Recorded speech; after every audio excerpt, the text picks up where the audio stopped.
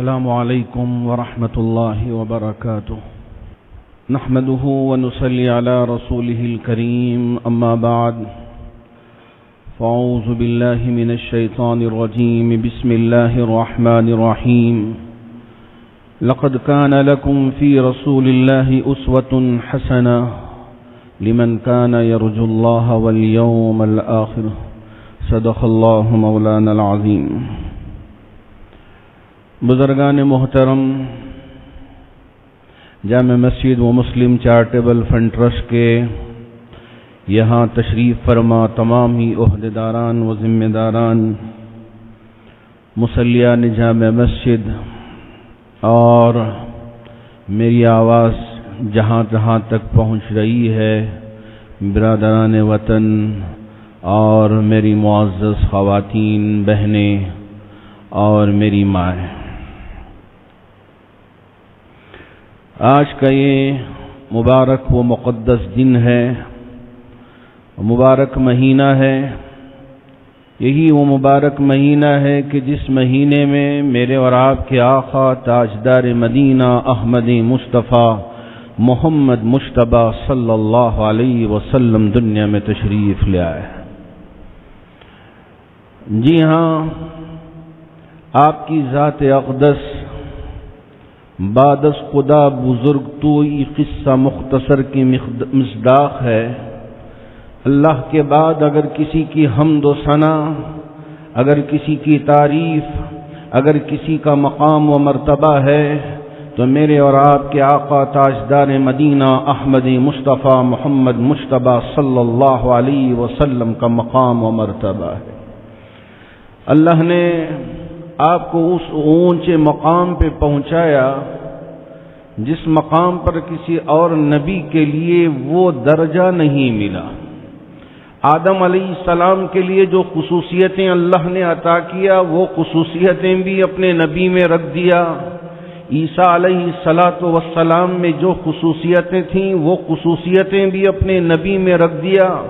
یوسف علیہ السلام میں جو حسن تھا، خوبصورتی تھی، اس سے کہیں زیادہ اللہ رب ذوالجلال نے میرے اور آپ کے محبوب نبی محمد الرسول اللہ صلی اللہ علیہ وسلم کے ذات اقدس میں رکھ دیا.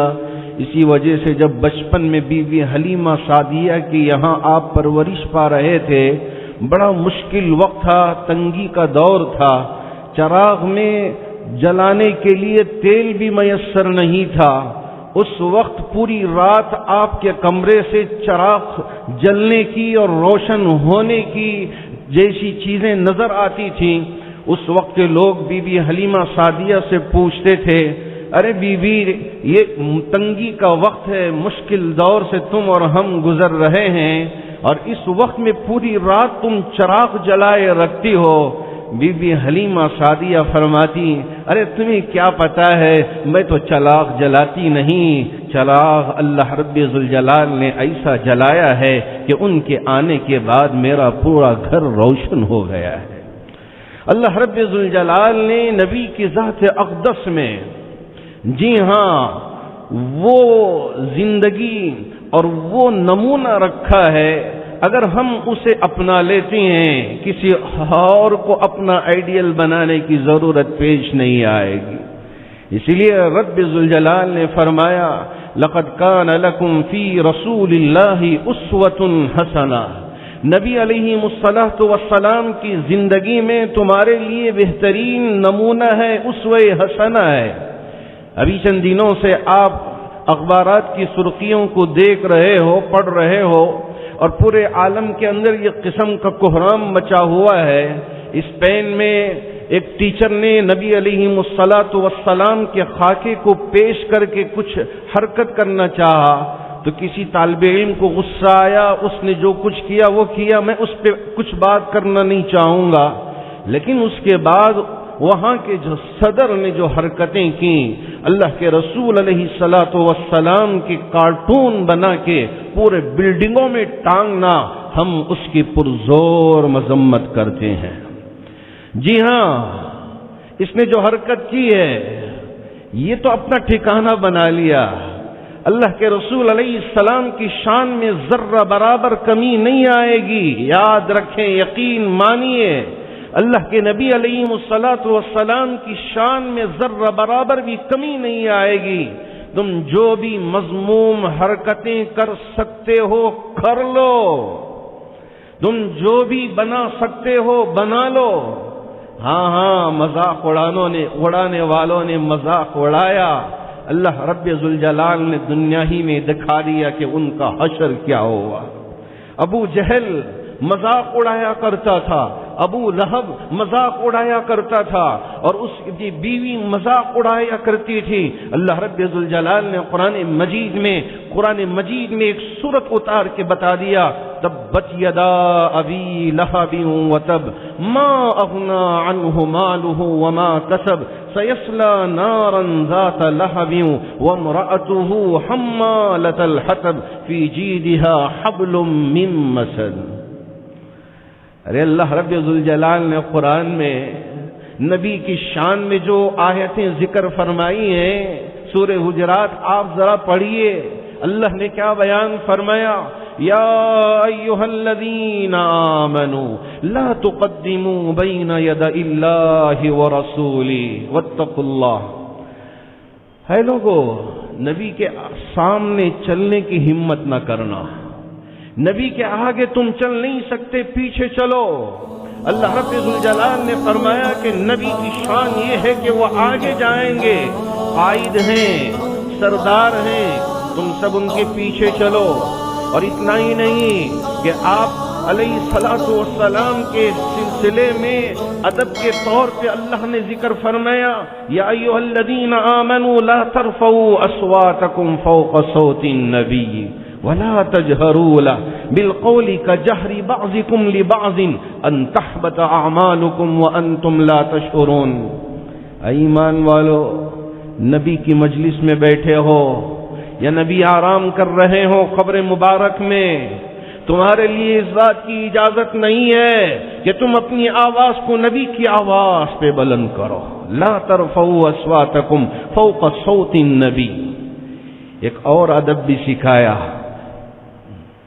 جیسا کہ ہم آپس میں ایک دوسرے سے بے تکلف بات کرتے ہیں، اللہ رب ذوالجلال نے قرآن میں ذکر کر دیا کہ تم نبی کی مجلس میں بیٹھ کر اس طرح جیسے تم آپس میں ایک دوسرے سے بات کرتے ہو، اس طرح بات کرنے کی بھی اجازت نہیں ہے. وَلَا تَجْهَرُوا لَهُ بِالْقَوْلِ كَجَهْرِ بَعْضِكُمْ لِبَعْضٍ. ہے اللہ نے تنبیہ بھی فرما دیا، اگر تم ہمارے کہنے پر عمل نہیں کرو گے، اگر ہمارے احکامات پر عمل نہیں کرو گے، کیا ہوگا پتہ ہے؟ ان تحبط اعمالکم، تمہارے جتنے بھی نیکیاں ہوں گے، اچھے اچھے کام کیے ہوں گے اور تمہارے نامہ اعمال میں تم نے جمع کر کے رکھا ہوگا، یاد رکھو اس طرح کی حرکت کرو گے تو تمہارے پورے اعمال غارت ہو جائیں گے، برباد ہو جائیں گے. ان تحبط اعمالکم وانتم لا تشعرون. اور تمہیں پتہ بھی نہیں ہوگا کہ میری جانب سے کیا گستاخی ہو گئی اور میں نے کیا کر دیا جس کی وجہ سے میرے رب نے میرے پورے اعمال کو برباد کر دیا.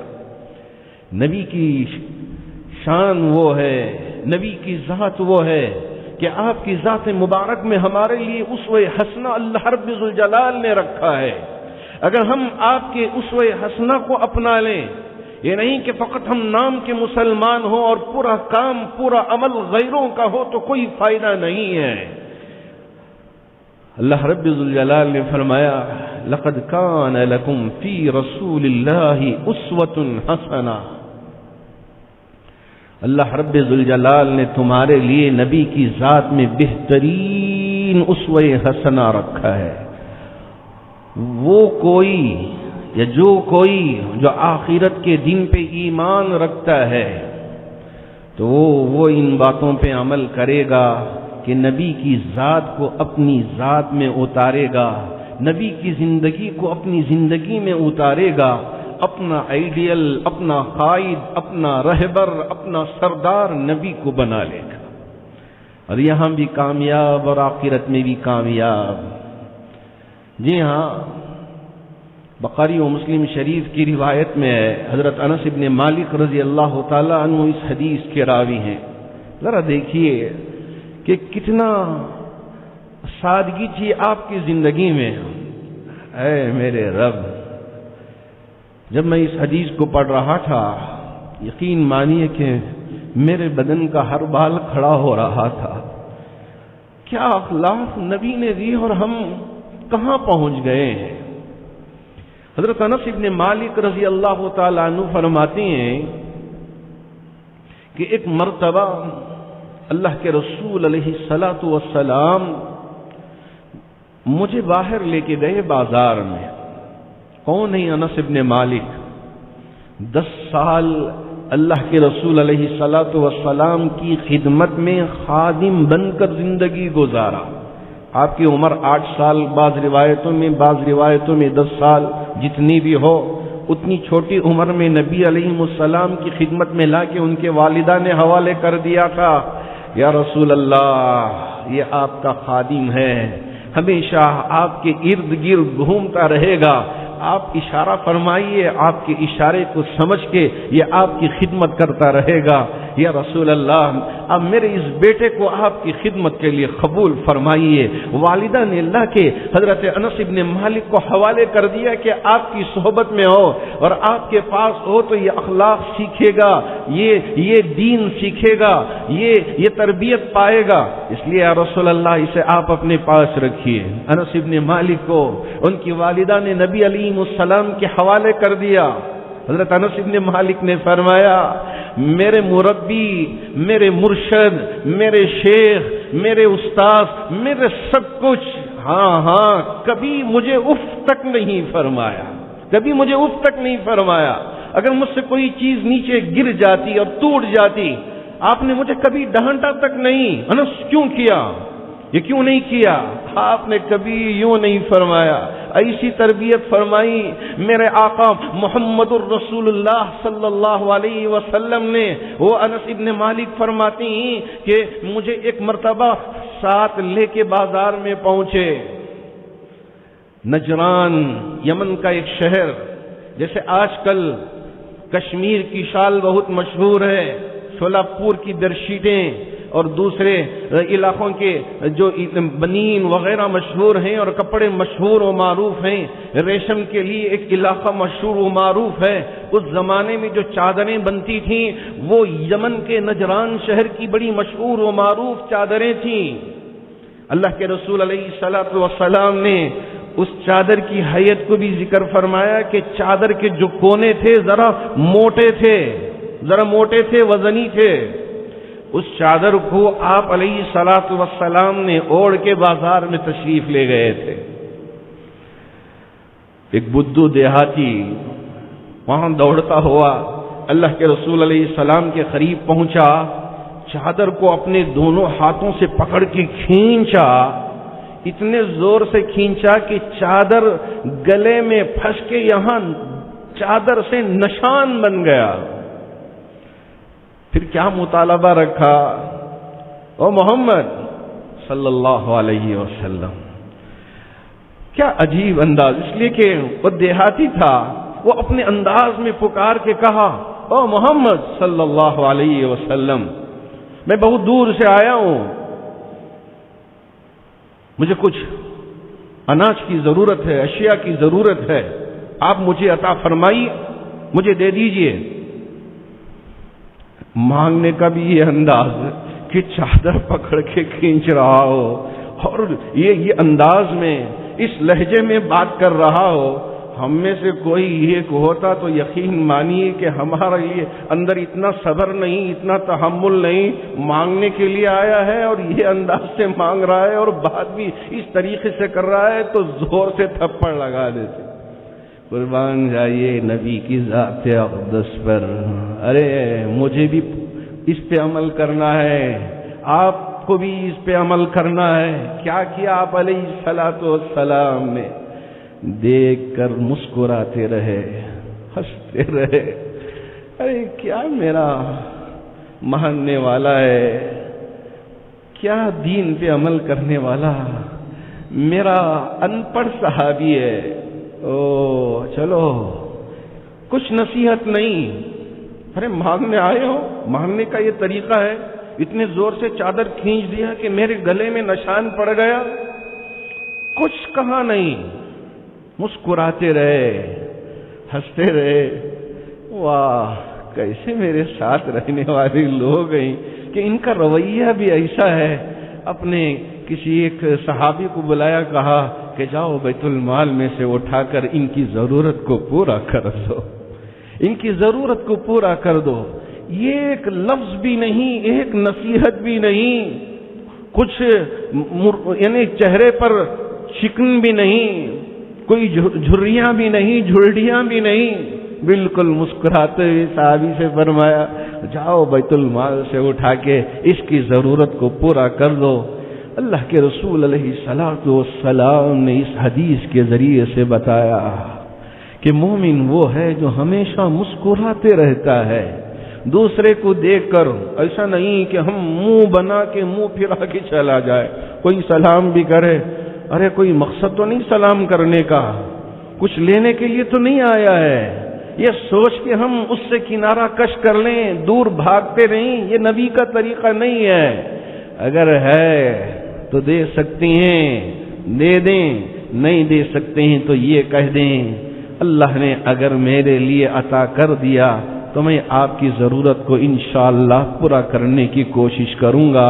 اس وقت میرے پاس دینے کے لیے کچھ نہیں ہے, آپ بول دیں تو مسئلہ حل ہو جائے گا. لیکن بے مروتی, سخت رویہ, سخت الفاظ, گالی گلوچ.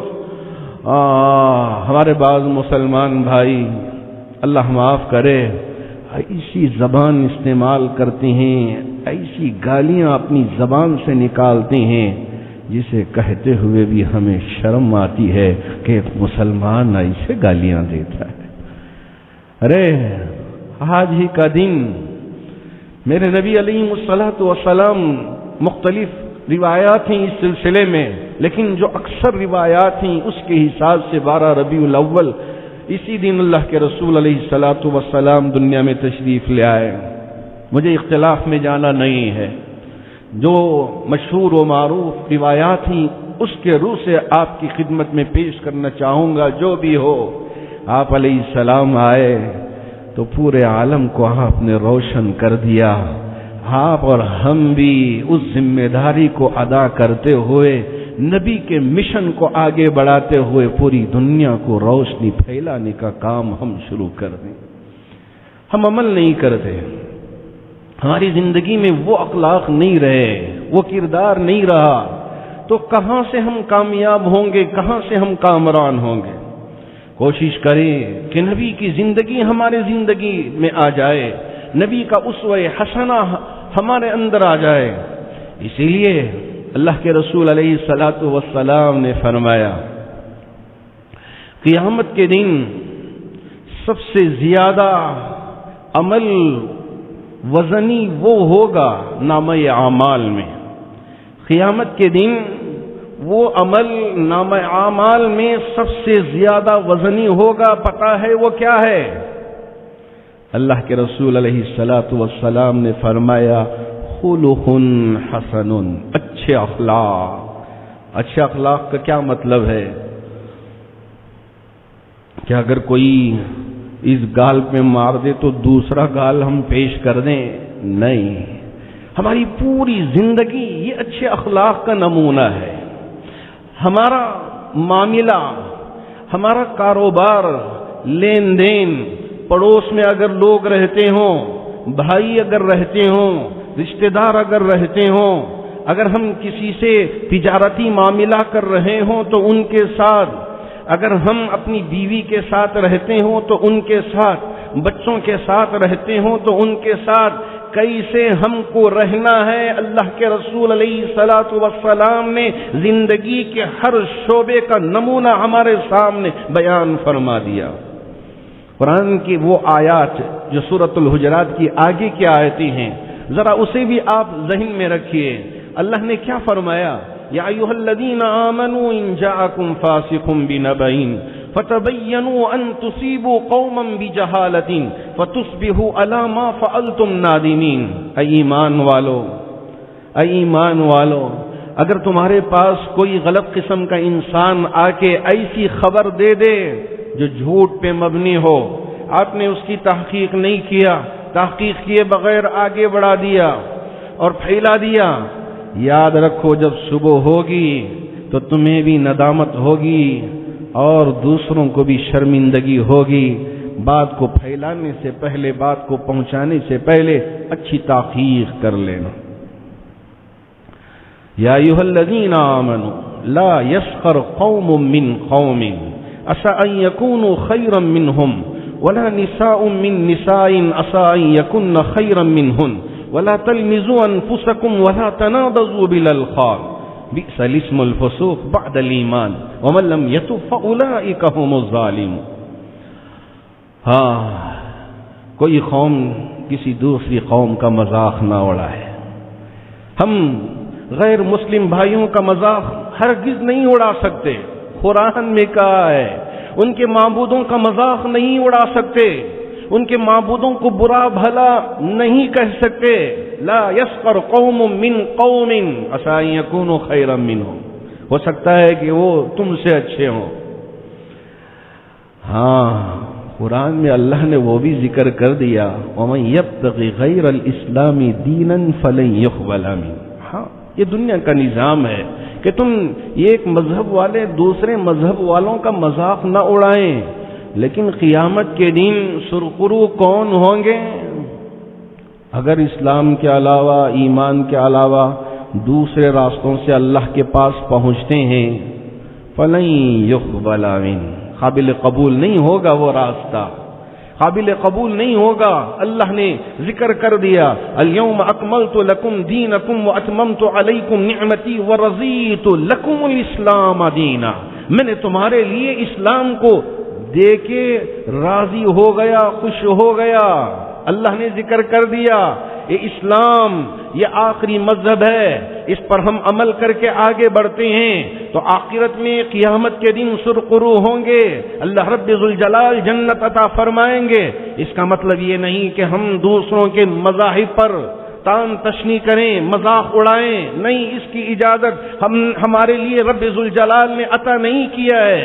لا يسخر قوم من قوم عسى ان يكونوا خيرا منهم ولا تلمزوا انفسكم، تان تشنی بھی نہ کریں، ولا تنابزوا بالالقاب، ایک دوسرے کو آڑے نام لے کے مت پکارا کرو کہ اگر کسی کا کوئی آڑا نام ہو تو ہم آڑا نام لے کے اسے پکار رہے ہوں، منہ بگاڑ کے پکار رہے ہوں۔ نہیں نہیں نہیں، اس کی اجازت رب ذوالجلال نے نہیں دیا ہے، ہم نہیں اس طرح کی حرکتیں کر سکتے ہیں، اللہ رب ذوالجلال نے صاف طور پہ ذکر کر دیا ہے۔ ہاں، یہ نہ سمجھیں کہ تنگی ہمارے اوپر ہی آ گئی، مشکلیں ہم پر ہی آ گئیں، مصیبتیں ہم پر ہی آ گئیں، آزمائشیں ہم پر ہی آ گئیں۔ نہیں، نبی کے دور میں بھی مشکل وقت آیا تھا، نبی کے دور میں بھی ان امتحان کی گھڑیاں آئی تھیں۔ اللہ کے رسول علیہ الصلوۃ والسلام اس وقت ثابت قدم رہ کے بتا دیا کہ دیکھو میری زندگی میں بھی مشکل وقت آیا تھا، مشکل دور آیا تھا، یہ وقت اللہ رب ذوالجلال نے دور کر دیا، تمہاری زندگی میں بھی ایسا وقت آ سکتا ہے، وہ وقت آئے تو تم دین پہ ثابت قدم رہنا، اسلام پہ ثابت قدم رہنا، تمہارے پیر کبھی ڈگمگا نہ جانا، ثابت قدم رہنا، اللہ کی مدد ضرور آئے گی، جیسے میرے لیے اللہ کی مدد آئی، اللہ نے میری حفاظت فرمائی، اللہ رب ذوالجلال نے آسمانوں سے میری حفاظت فرمائی، میری امت کے افراد کی بھی اسی طرح اللہ رب ذوالجلال حفاظت فرمائیں گے اگر تم دین پہ ثابت قدم رہو گے۔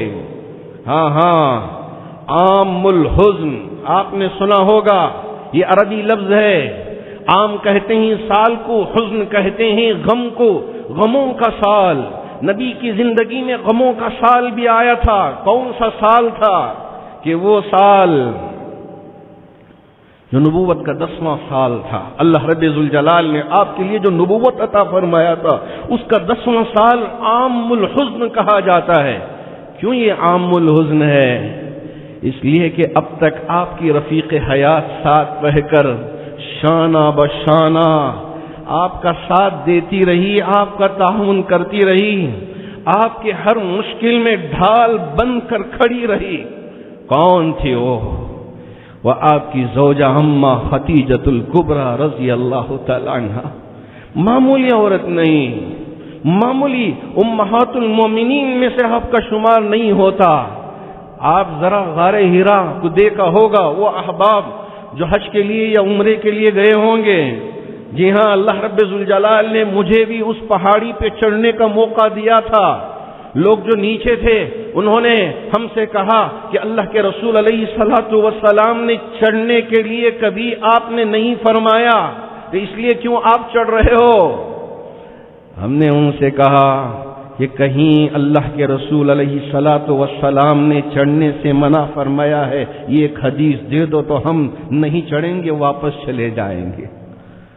ہم نے ان سے کہا اگر یہ ایک حدیث دے دو کہ منع رسول اللہ صلی اللہ علیہ وسلم کہ اس پہاڑ پہ چڑھنے سے اللہ کے رسول علیہ السلام نے منع کیا ہے، دے دو تو ہم واپس چلے جائیں گے۔ انہوں نے کہا نہیں جاؤ، ایک حدیث بھی نہیں ہے۔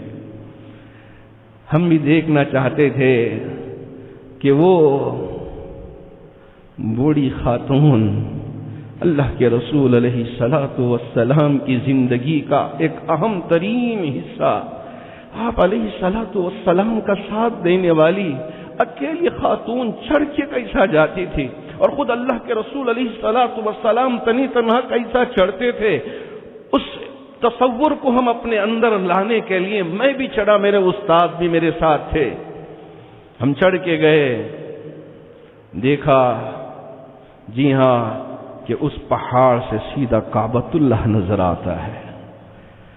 اس پہاڑ پر جو غار ہرا ہے وہاں سے سیدھا کعبۃ اللہ نظر آتا ہے۔ تو یہ وہ بیوی تھیں، وہ زوجہ تھیں، ہمیشہ آپ کا ساتھ دی، آپ کا ڈھال بن کر رہی۔ نبوت کے 10ویں سال دنیا سے رخصت ہو گئی۔ دشمنوں کی طرف سے جو زیادتیاں ہوتی تھیں، جو تکالیف دی جاتی تھیں، اس کے لیے دوسری ڈھال تھی حضرت ابو طالب کی۔ حضرت ابو طالب بھی دنیا سے رخصت ہو گئے۔ اسی وجہ سے اس سال کو عام الحزن لکھا گیا ہے، غموں کا سال۔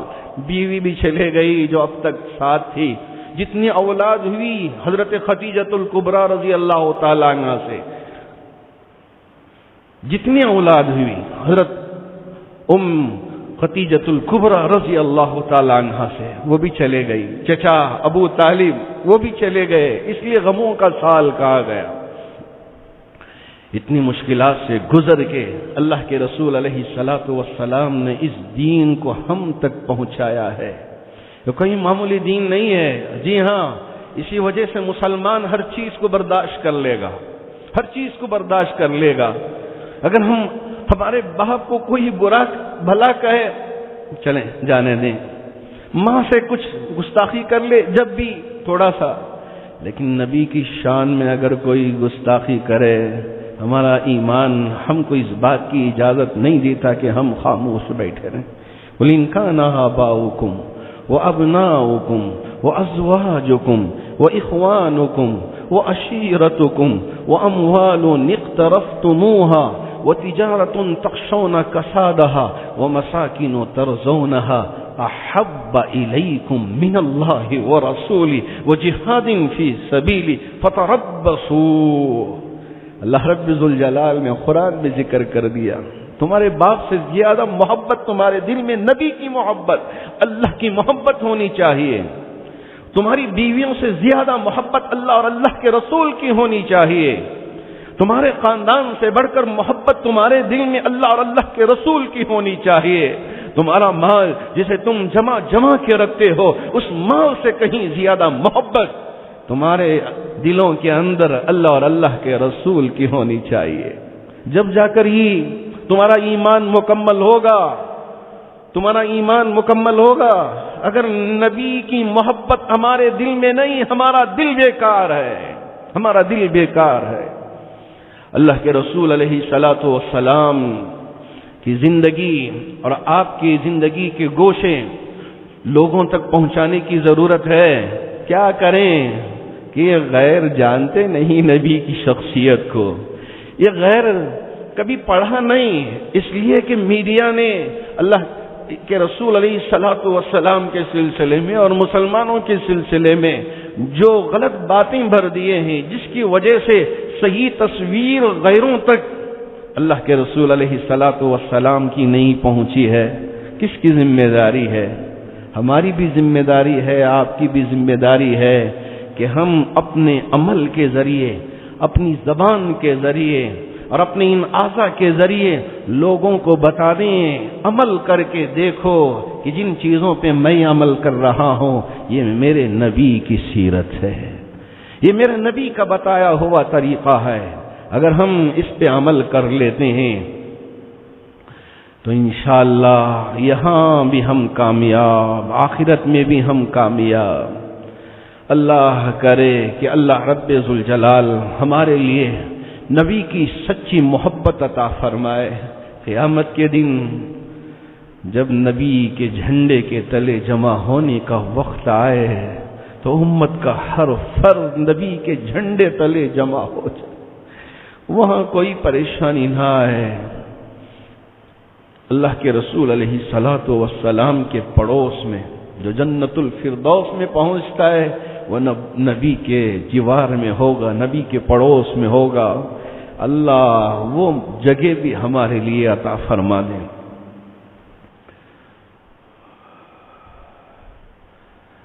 حضرت بلال حبشی کالے کلوٹے تھے، جب نبی کی وفات ہو گئی وہ سرحد پر چلے گئے تھے، فراق برداشت نہیں ہوا، کئی مہینے گزر گئے، خواب میں اللہ کے رسول علیہ الصلوۃ والسلام تشریف لا کے کہا، بلال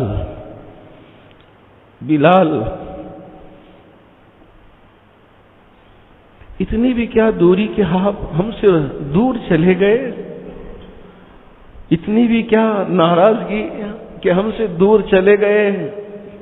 ارے بلال کہاں ہو، چلے آؤ، بس اتنا کہنا تھا۔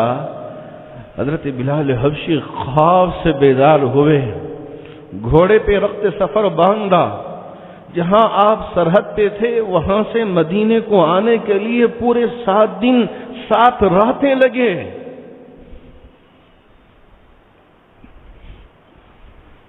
نبی کا وہ غلام صرف نماز کے لیے اور قضائے حاجت کے لیے اترتا تھا، ایسا دوڑے آیا کہ میرے نبی نے مجھے یاد کیا ہے، میں کیسے نہ آؤں؟ آپ دوڑتے ہوئے وہاں نبی کی قبر پہ پہنچے اور احساس بھی نہیں تھا کہ اب نبی نہیں ہے، پکار کے کہتے رہے، یا رسول اللہ آپ کا غلام حاضر ہو گیا، یا رسول اللہ آپ کا غلام حاضر ہو گیا۔ اتنا عشق، اتنی محبت، اتنا لگاؤ نبی علیہ الصلوۃ والسلام کی ذات سے تھا، اسی وجہ سے اللہ نے وہ درجہ عطا کیا تھا جسے نبی علیہ السلام نے فرمایا تھا کہ جنت میں جب میری سواری جا رہی ہوگی، میری سواری کی لگام جس کے ہاتھ میں ہوگی وہ بلال حبشی ہوگا۔ کالا کلوٹا ہونے کے باوجود اللہ رب ذوالجلال نے آپ کے لیے وہ مقام عطا فرمایا ہے۔ تو اس وجہ سے اگر اس طرح کی جو حرکتیں دوسروں کی طرف سے ہوتی ہیں تو وہ حرکتیں بالکل برداشت نہیں ہوں گی، اس کے خلاف پورا عالم اسلام اللہ کا شکر ہے کہ متحد ہوا ہے اور سب نے ایک آواز میں اس کی مذمت بیان کی ہے۔ آج جامع مسجد کے اس ممبر و محراب سے ہم آواز پہنچانا چاہیں گے، آپ نے جو حرکت کی ہے ذلیل حرکت، ہم اسے کبھی برداشت نہیں کریں گے۔ اللہ کرے کہ تمہیں صحیح سمجھ دے دے، اللہ کرے کہ تمہیں صحیح توفیق دے دے، اور یہ جو غلط قسم کی جو باتیں کر کے دوسروں کے مذہب کے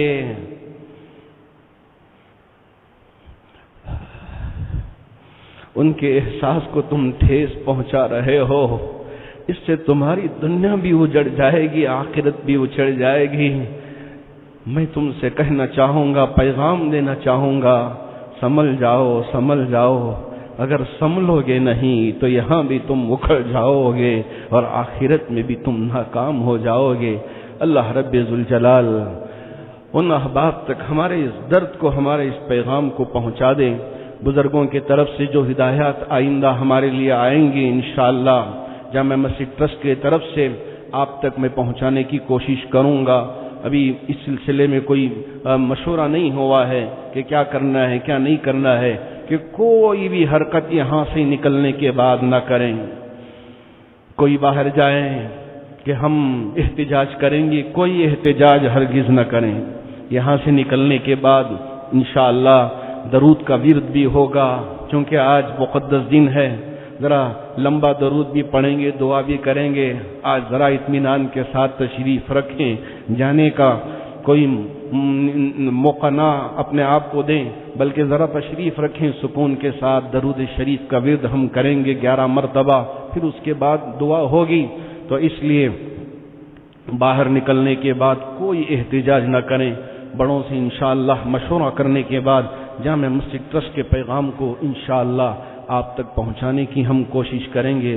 دعا کریں کہ اللہ رب ذوالجلال نبی کی سیرت کو غیروں تک بھی پہنچا دے۔ جی ہاں، آپ کی سیرت کو سن کر ہی بہت سارے مغرب کے وہ احباب جو اپنے آپ کو بہت زیادہ سخت ترین دشمن اسلام سمجھتے تھے، اللہ رب ذوالجلال نے ان کے دل کو ایسا نرم کیا کہ وہ اسلام میں داخل ہو گئے۔ ایسے کئی ایک واقعات ہمارے سامنے۔ اللہ کرے کہ یہ احباب بھی دین کو سمجھیں، اسلام کی سیرت کو سمجھیں، اللہ ان کو بھی اسلام کی توفیق دے دے۔ ابو سفیان ہمیشہ تکلیف دیتے رہے، ہمیشہ پریشان کرتے رہے۔ فتح مکہ کے موقع پہ نبی علیہ السلام کی خدمت اقدس میں پہنچ کر کہا، یا رسول اللہ مجھے بھی کلمہ پڑھا دیجیے۔ تکلیف دینے والے آ کے سرنڈر ہو گئے اور کلمہ طیبہ پڑھ کے مسلمان ہو گئے۔ اللہ رب ذوالجلال ان کو بھی نیک توفیق دے، ہدایت عطا فرمائے۔ حاضرین، ہمارے یہاں ITA کا بھی کورس چل رہا ہے، کئی ایک کورسز ہیں، بالکل محدود سیٹیں ہیں۔ آپ احباب سے گزارش ہے کہ اگر آپ کے بچے SLC پاس ہوں یا PUC فیل ہوں، یہاں آ کر داخلہ لے سکتے ہیں، اس سے فائدہ اٹھا سکتے ہیں تاکہ ان کے لیے ایک حلال روزگار مل جائے۔ اس کی بھی کوشش ہو رہی ہے۔ ہمارے یہاں لڑکیوں کی کالج بھی ہے، PUC اور ڈگری کالج، اس میں بھی داخلے شروع ہو چکے ہیں۔ آپ اپنی آن لائن تعلیم کا سلسلہ شروع ہوا ہے، چونکہ اس وقت COVID-19 کا پینڈیمک موقع ہے۔ کلاسز جیسے حکومت کی طرف سے ہدایات ملیں گی اسی طریقے سے ہم اس پر انشاءاللہ عمل پیرا ہوں گے۔ آپ احباب اپنی بچیوں کو یہاں داخلہ دلوائیں، چونکہ حکومت کی طرف سے بھی اور پولیس محکمے کی طرف سے بھی یہاں عید میلاد النبی صلی اللہ تعالی علیہ وسلم کے لیے رہنما خطوط جاری کر دیے ہیں اور بتا دیا ہے کہ آپ اپنے اپنے مسجدوں میں سوشل ڈسٹینس کو مینٹین کرتے ہوئے عید کا اہتمام کر لیں، اور پیغام جو بھی پہنچانا چاہتی ہیں آپ پیغام پہنچائیں۔ جلوس کا موقع بھی نہیں ہوگا اور میدانوں کے اندر جلسوں کا بھی موقع نہیں ہوگا، اس لیے تمام احباب تک میں اپنی آواز کو پہنچانا چاہوں گا کہ آپ اپنے گھروں میں رہ کر کثرت سے درود کا اہتمام کریں، ذکر کریں، دعاؤں کا اہتمام کریں، تہجد کا اہتمام کریں۔ دعاؤں کا وقت ہے۔ اللہ رب ذوالجلال آپ کی ان کوششوں کو شرف قبولیت عطا فرمائے۔ بند مٹھیاں ہمارے ان چادروں میں آپ ڈالتے جائیں، انشاءاللہ آپ کا یہ ڈالنا انشاءاللہ ضائع نہیں ہوگا۔ اللہ ہمارے اور آپ کے ان کاموں کو شرف قبولیت عطا فرما کر جو بیمار ہیں انہیں شفا عطا فرمائے، جو پریشان حال ہیں ان کی پریشانیوں کو ختم فرمائے، جو قرض میں ڈوبے ہوئے ہیں ان کے قرض کی ادائیگی کی شکلیں اور صورتیں پیدا فرمائے، جو مرحومین دنیا سے رخصت ہو چکے ہیں تمام مرحومین کی بھرپور مغفرت فرمائے۔ آمین وآخر دعوانا ان الحمد للہ رب العالمین۔ السلام علیکم ورحمۃ اللہ وبرکاتہ۔ نحمده ونصلي على رسوله الكريم، اما